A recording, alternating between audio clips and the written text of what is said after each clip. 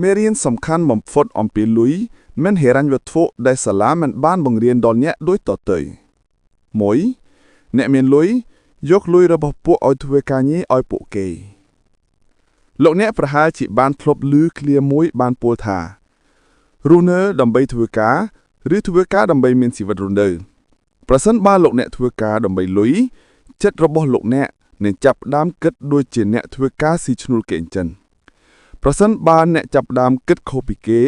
ដូចជាអ្នកមានវិញលោកអ្នកនឹងមើលឃើញអ្វីៗគ្រប់យ៉ាងក៏ខុសប្លែកពីគ្នាដែរវាមិនសំខាន់ទេថាតើលោកអ្នករកលុយបានប៉ុន្មាននោះវាសំខាន់ត្រង់ថាតើលោកអ្នកអាចរក្សាលុយនោះបានប៉ុណ្ណា 2. ការអប់រំផ្នែកហិរញ្ញវត្ថុគឺជាទ្រព្យសម្បត្តិដ៏អស្ចារ្យបំផុតរបស់លោកអ្នក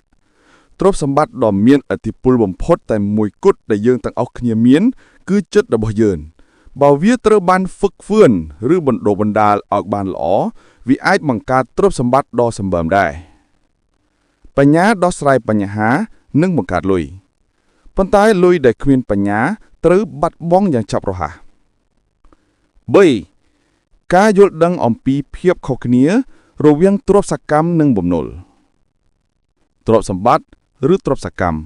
គឺជារបស់អ្វីមួយដែលដាក់លុយចូលក្នុងហោប៉ោបរបស់លោកអ្នកបំណុលគឺជាអ្វីមួយដែលយកលុយចេញពីហោប៉ោបរបស់លោកអ្នកមានទទួលបានទ្រព្យសម្បត្តិភាគហ៊ុននិងការវិនិយោគអចលនទ្រព្យចំណែកអ្នកក្រវិញបន្ថែមបំណុលការបដិញ្ញានិងកាតព្វកិច្ច